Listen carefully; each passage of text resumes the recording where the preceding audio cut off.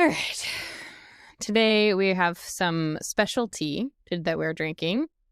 This is all my sister went on a trip to England and other sundry European countries. Like what, a month ago now? I don't know. Something like that. I think it was like end of May, early June, I want to say. Anyways, long story short, she brought home some tea because our family all enjoys tea. And this is hold on, she sent me a link to it. Let me find it. So, because we were trying to figure out the taste of this. And, okay, so it's the Wittard of Chelsea is the name of like the brand. And this is fancy. This is the Regal blend. Oh, Regal blend. And so it's black tea, and the main taste that because we were like torn on whether it was caramel or vanilla. Mm-hmm. It's like, yes, it's vanilla. Is the main one. I'm still catching more caramel. I know, but I mean, I guess and similar to what we were talking about. It says a smooth, rich, loose leaf black tea blended with sumptuous Madagascan vanilla. Not just any vanilla. A sumptuous Madagascan. Yeah, Madagascan vanilla. Madagascan. And a right royal flourish of red, white, and blue petals, which is ironic because that's also the colors of the American flag. So yeah. Well, and also a ton of other countries like, France. And that is fitting considering the fact that we were beginning to record this episode on 4th of July weekend. 4th of July weekend, yeah. So it was the 6th. That was when we were doing it. Now we're recording it on the 9th because technical difficulties, but it's fine. The tea with the beavers.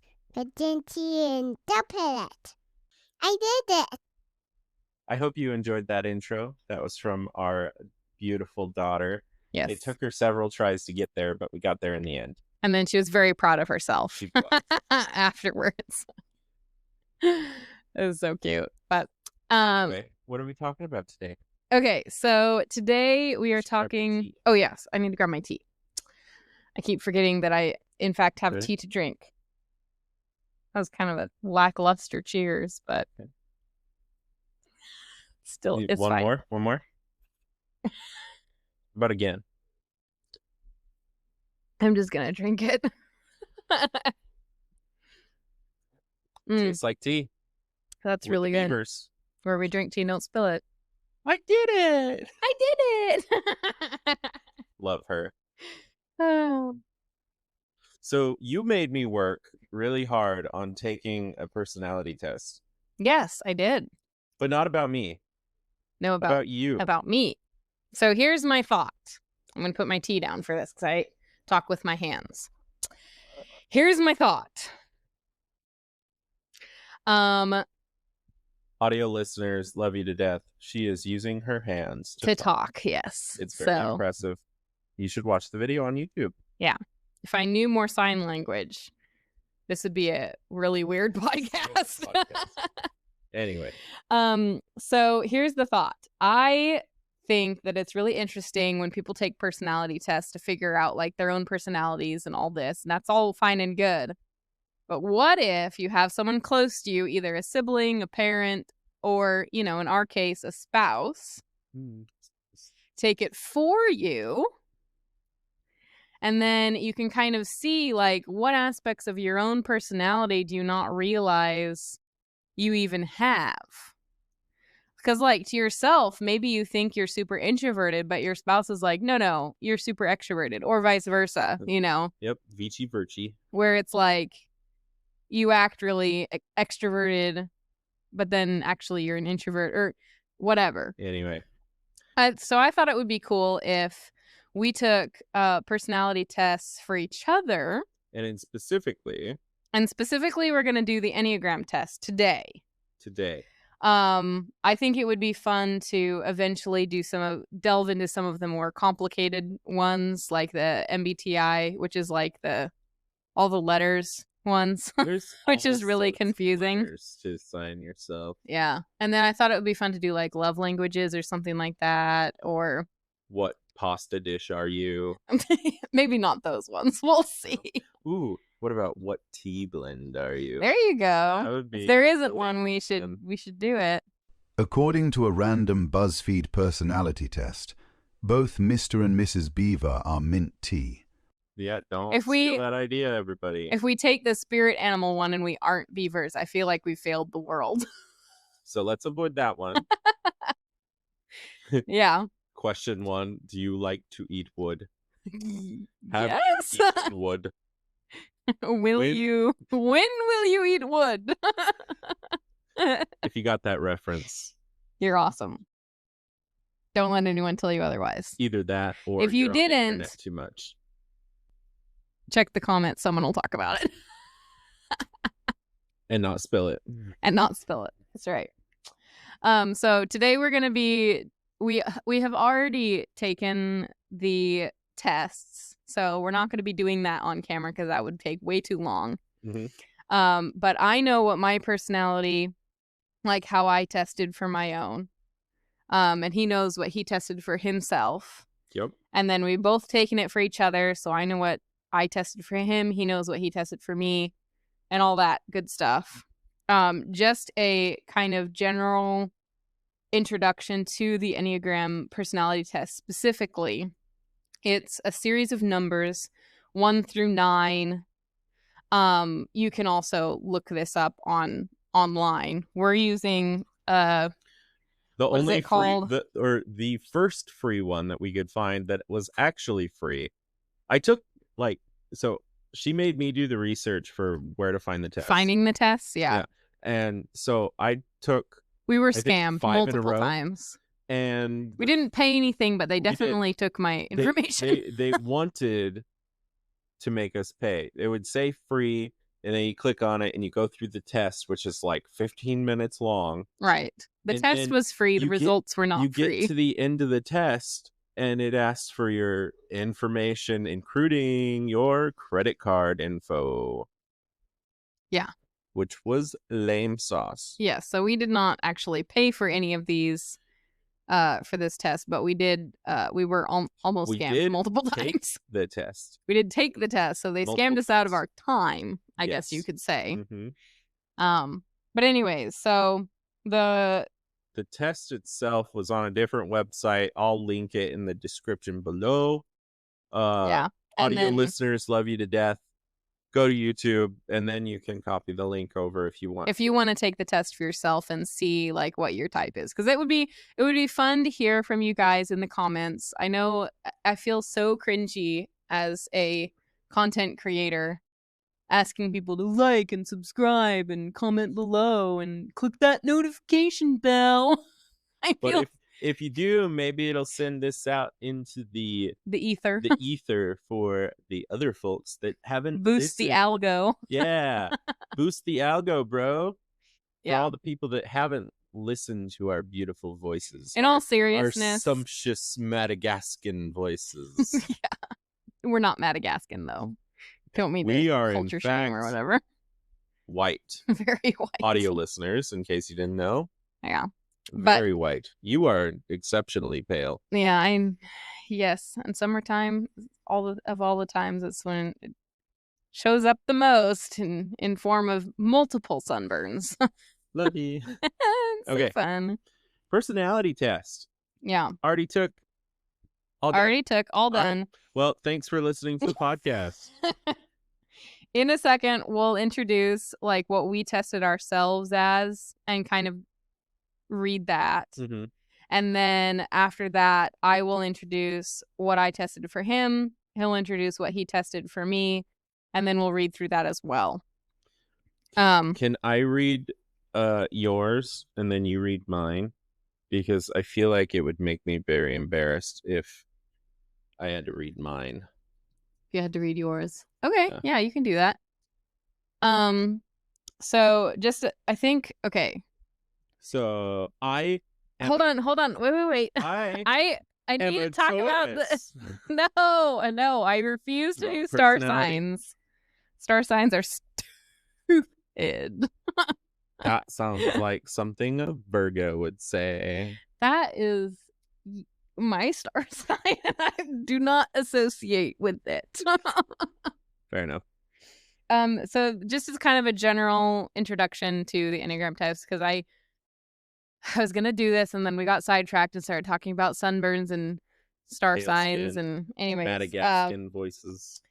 So the Enneagram personality types is numbers 1 through 9. Yes, he said that already. Yes. Done. There's type 1s, which are called improvers. Type 2s are helpers. Type 3s are performers. Type 4s are the originals. Type 5s are investigators. Type 6s are loyalists. Type 7s are enthusiasts. Type 8s are challengers. Type 9 is the peacemaker. So, we are looking at a website called Personality Path, personalitypath.com. A description of kind of personalities, the rundown, an overview of each of the types.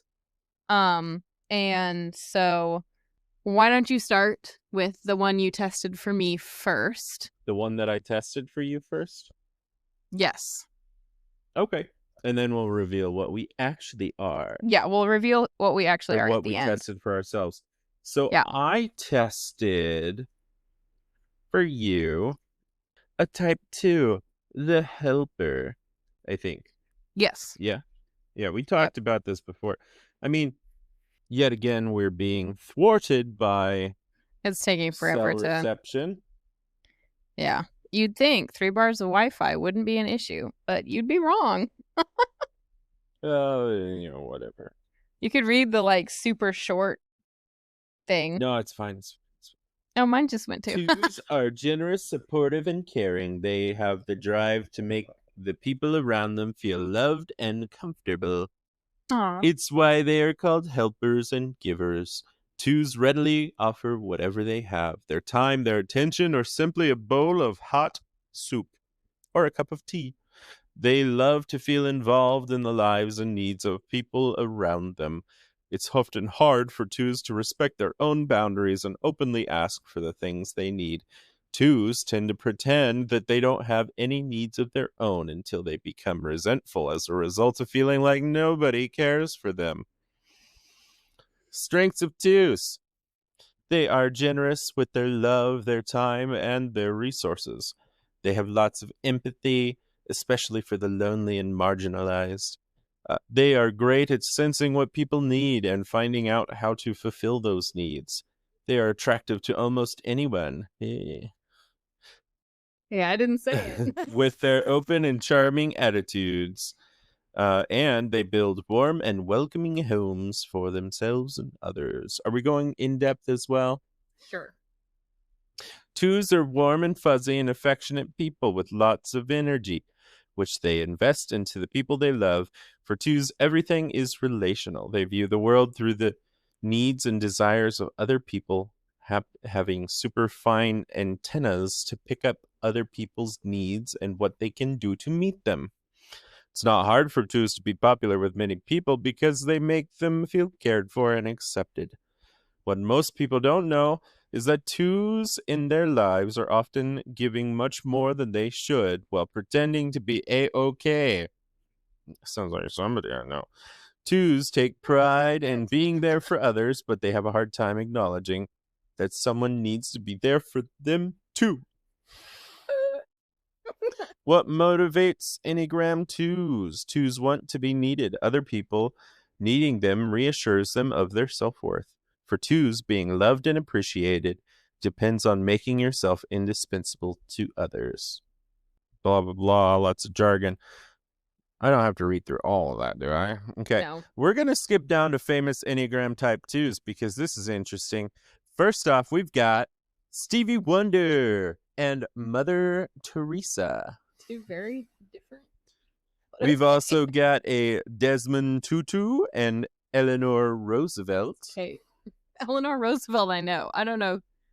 Who's Tutu? Also, that's an amazing last name. Good name. Next, we've got Luciano Pavarotti and Nancy Reagan. And last but not least, we've got Albert Schweitzer and Elizabeth Taylor. I know who about half those people are. Yep. And I don't know who the other half are. You should know them better, because apparently they're how I see you. I guess so. Or have the personality type the same way that I think you do. Yeah. I relate to some of the stuff in here, but I don't know. I feel like it's generous on how nice it is about this personality. It's not about feelings. It's about facts. Okay. And personalities. I feel like this is putting myself in a very positive light, which I am super uncomfortable with. Mm-hmm. Sounds like something a type 2 would say. Yeah. Do we want to go through the averages and then the low and high? Yeah. Okay. So an average type 2, your everyday type 2. Which I'm definitely not average. They'll go around focusing most of their energy on others, their family and loved ones, their colleagues and friends. They get a lot of appreciation for the things they do for others, which is what keeps them afloat throughout the day. When they get exhausted, they tell themselves that it's better to make other people happy by giving them what they want than appearing selfish. Shellfish. But from time to time, there can be frustration from the feeling that people take them for granted. Not granted. It's wrong. People. Horrible. While in fact, the 2 simply hasn't been able to tell anyone what they actually need. Dun dun dun. Low functioning type 2s. Uh-oh. Psychologically unhealthy 2s become more manipulative. Stop drinking so fast. To get their needs met, they start to give. Stop drinking so fast. I'm going to drink as much as I want. I'm going to lose. And then they're going to make fun of me. They would never. They will. You would never, right? You know they're going make to. Fun of my darling husband. Anyway, unhealthy 2s like to play the martyr who always sacrifices themselves. I saw that. Without anyone ever caring for them. Their relationships can become codependent, trying to keep people dependent on them, even if it harms them or keeps them unhealthy. Their fear of appearing shellfish actually makes them more shellfishish. Yep. I would never. And then high functioning type 2s. Healthy 2s have found... Are you done? What? Done. Okay. Healthy 2s have found their self-worth inside themselves and outside of what they are to others. They lose their fear of losing relationships by asking for what they want. Their boundaries become healthy, and they're able and willing to defend them. They also know what's theirs to do and what is not. They can accurately discern when it's their turn to offer help and when it's someone else's. Healthy 2s are able to achieve both their innermost desires, to be loved and to be truly selfless. Sounds like I'm an amazing person. Instead of shellfish. Shellfish. Definitely not. You're going to say something else, but I'm glad you went with shellfish. Your turn. Okay. I'll drink tea with the Beavers.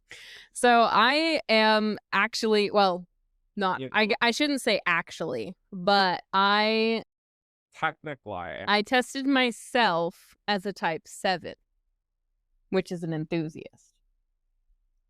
But that's what he'll read next, is what I tested myself as. So now I'm going to read what I tested him as, which is a type 3. Which I thought was kind of sweet that we tested ourselves so close. And I have no idea if on the Enneagram test, if like people who are compatible with each other in the line of numbers or not.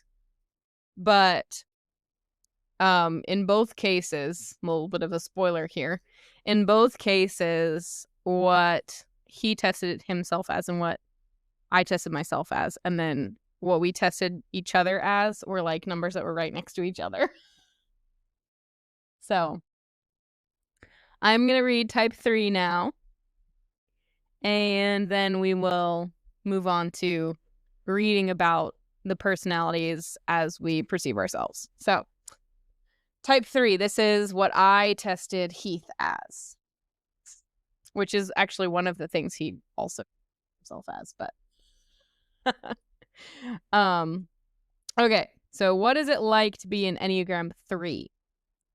3s are driven, efficient, and enterprising. Are they now? They're high energy people who believe in themselves and in developing their talents. False.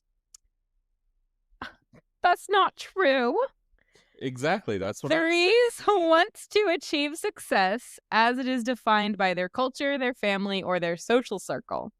In order to meet this goal, they perform in ways that will earn them praise and attention, which is why they're often called performers. 3s are great at getting things done, but they have trouble accessing their own feelings and develop a sense of who they are apart from how others see them. In their need to be seen as successful, they can become workaholic, dishonest, and even start pretending to be someone they actually aren't. What? Which one of those are you saying I am? I saw that look. I didn't mean anything by that look.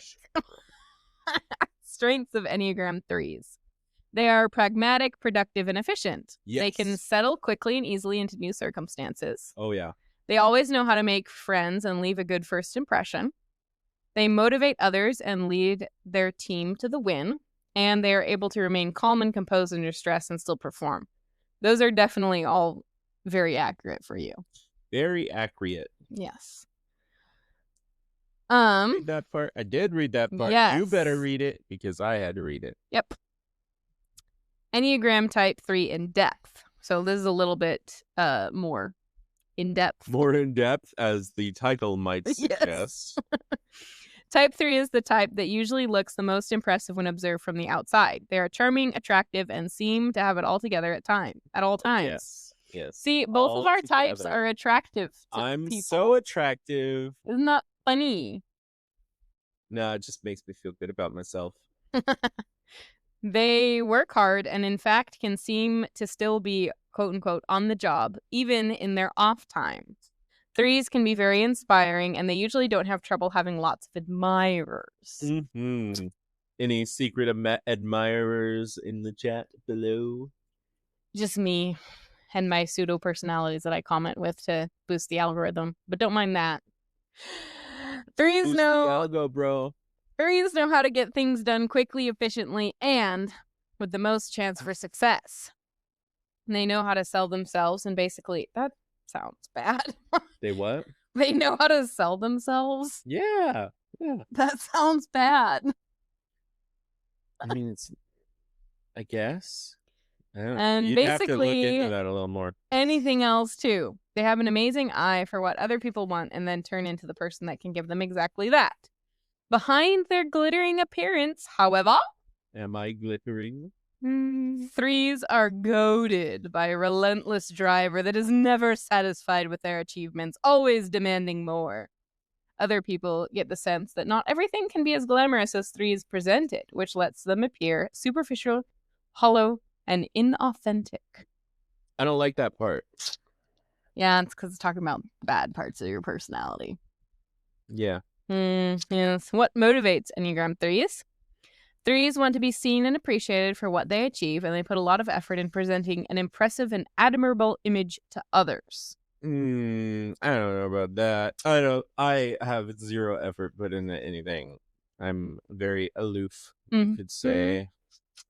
What often holds Enneagram 3s back is 3s believe that you are what you do. They live in a world where you are only as valuable as your last success. So with every goal they achieve, they're already focused on the next one, meaning they can never truly catch a break.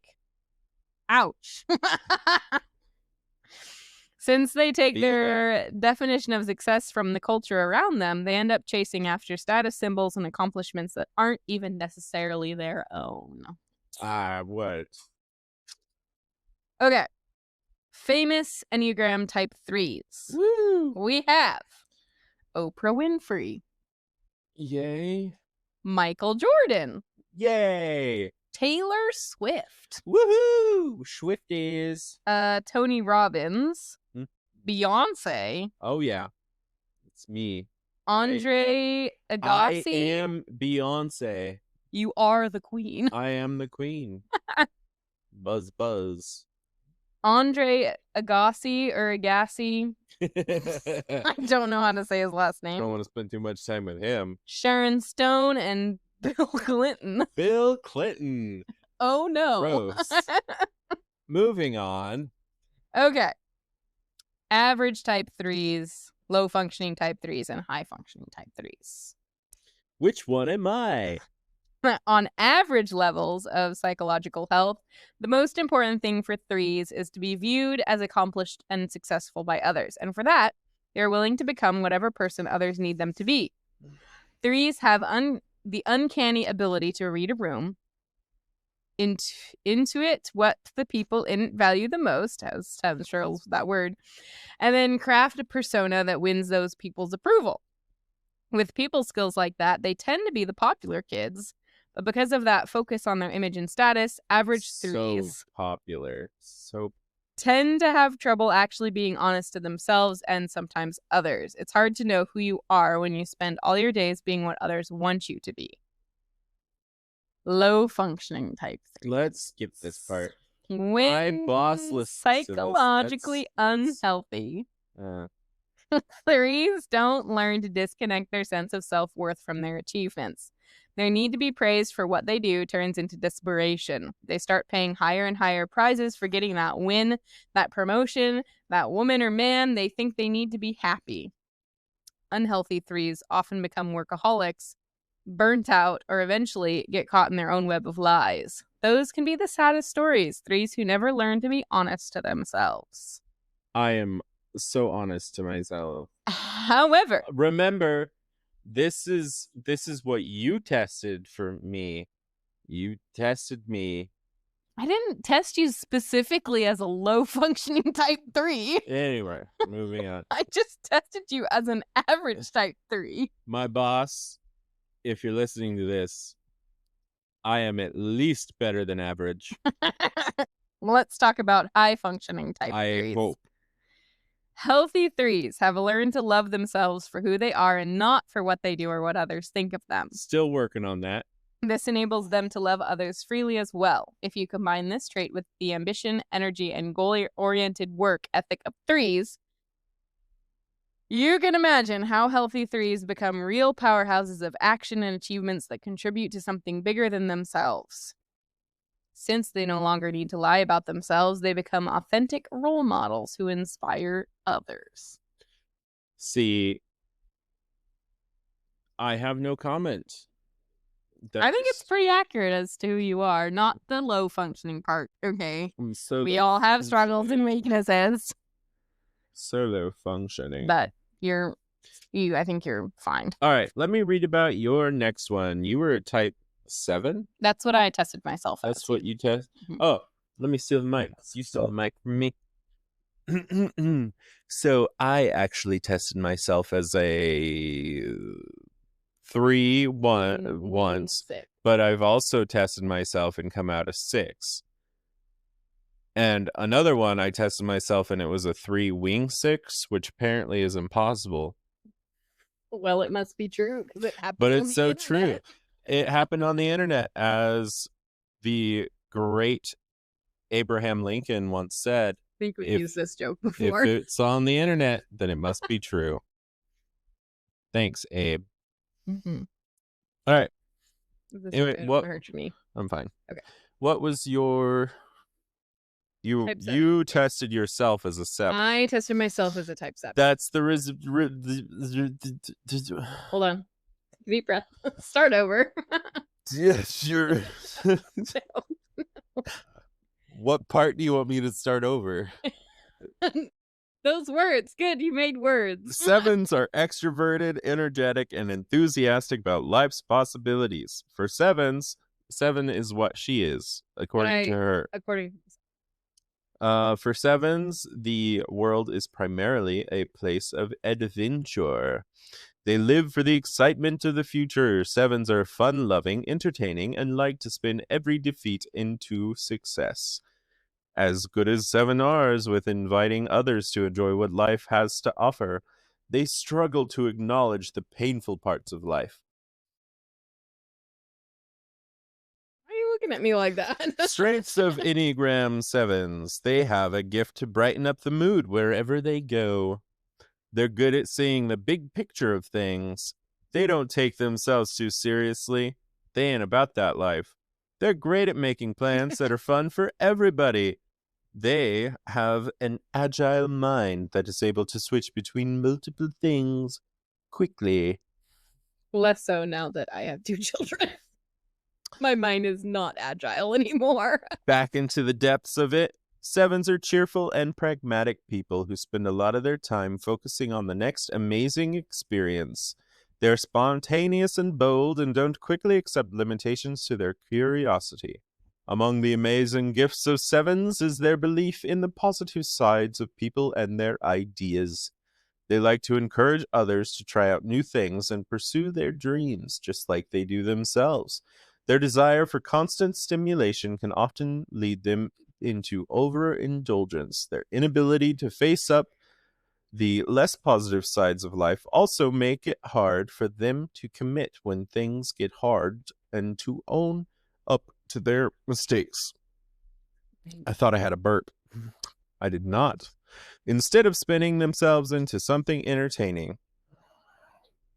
What motivates 7s? 7s want to feel satisfied and content. They try to achieve a place of continued happiness by focusing only on the bright side of life. Blah, blah, blah, lots of words.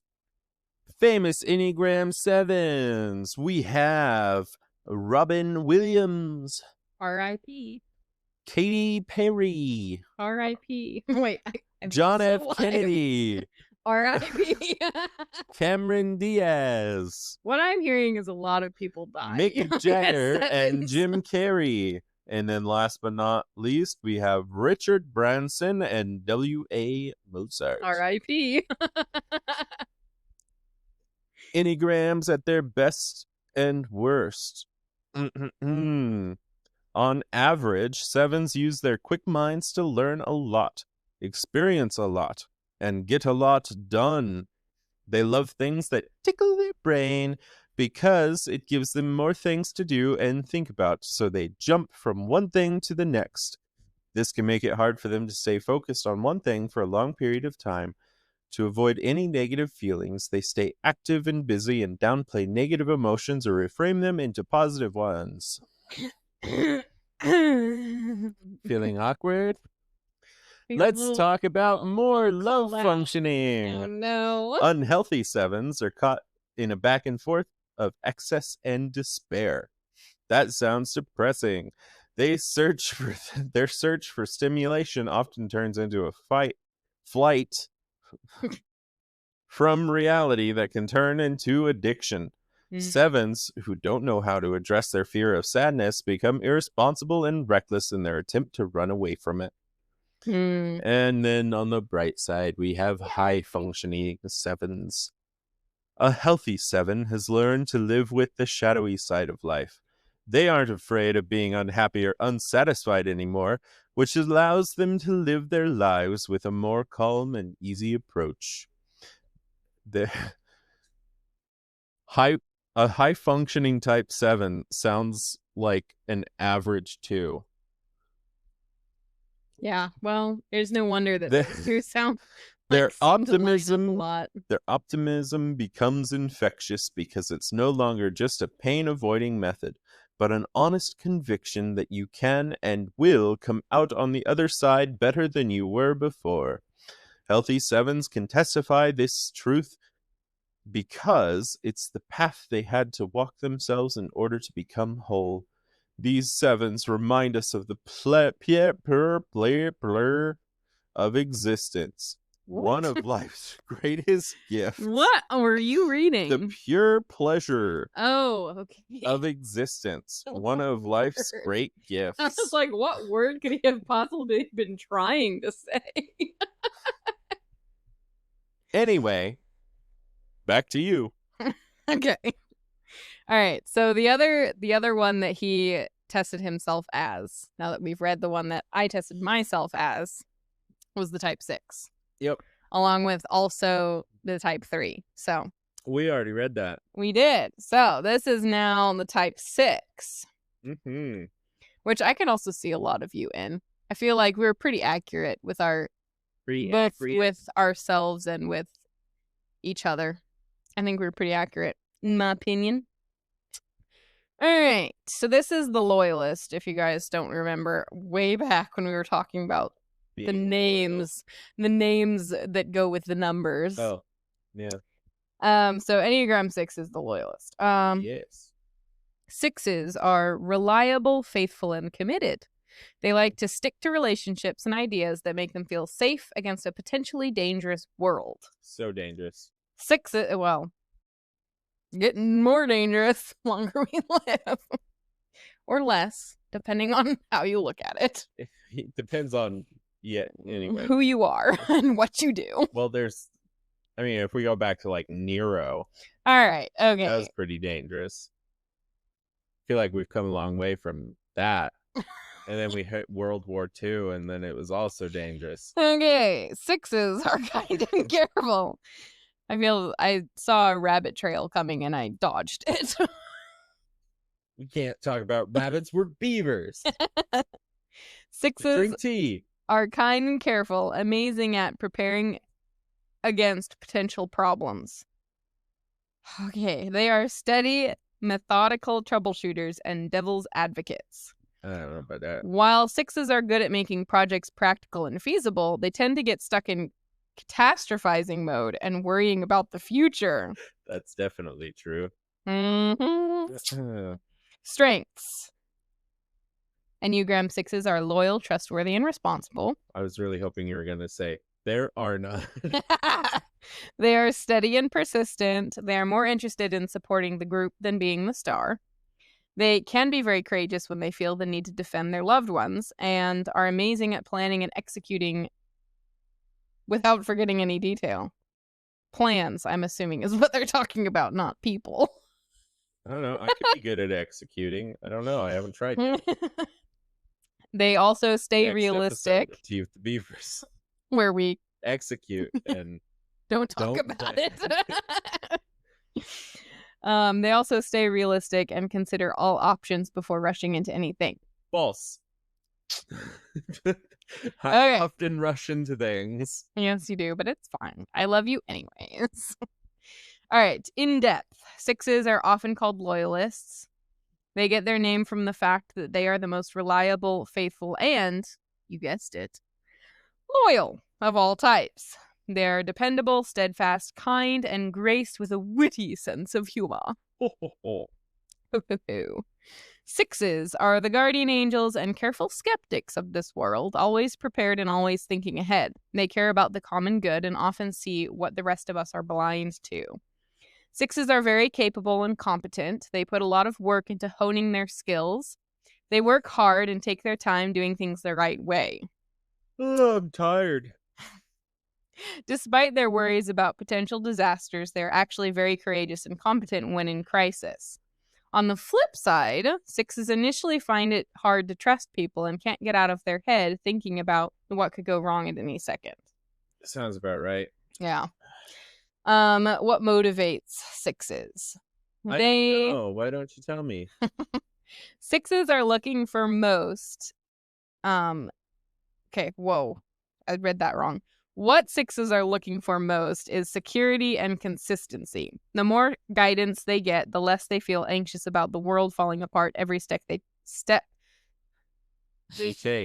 take. I got you, Faith. Don't worry. I'm a loyal 6. What's often holding Enneagram 6s back, they unconsciously believe that the world is a dangerous place that can only be conquered by sticking to what's safe. I feel like I consciously believe that as well. Yeah.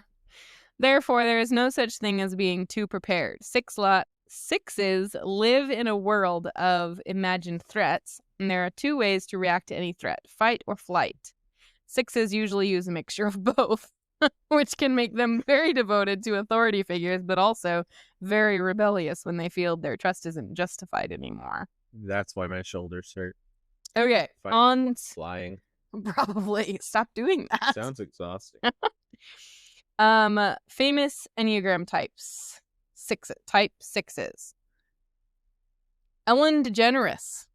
Or as my father would say, Ellen Degenerate. Tom Hanks. Oh, that's good. Princess Diana. Oh, yay. Frodo Baggins. I win. I win. I'm so jealous. I'm so loyal. I'm Frodo. Julia Roberts. Woody Allen. Malcolm X. And Janet Reno? I don't know who either of those people are at the end. Anyways, on to average, low functioning, and high functioning types. 6s. Just do high functioning and leave it there. Okay. Average 6s are on a shot. Average 6s. Oh my word! I am suffering with how to talk. Hello. You want to join us for a little bit?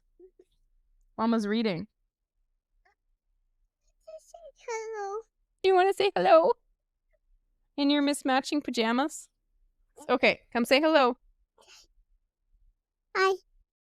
Did you have anything else to say? Yeah. What was it? What do you want to say? She just wants to put her lips right up against the mic. No, let's not spit on the mic, honey. Okay. Average type 6s. Average 6s are on a constant quest to find security. While they frequently worry about potential catastrophes and seek security outside themselves, in marriage, their job, a belief system, or a community, Esther, honey. Go watch your show. That's a light. Yeah. Okay. Yeah. Go sit at the table. Love you. My sauce is empty. Your applesauce is all gone? No. That's okay. There's other snacks on there that you can eat, honey. Mama, I want some more carrots. Maybe later. Okay. Where was I? High functioning type 6. Sure.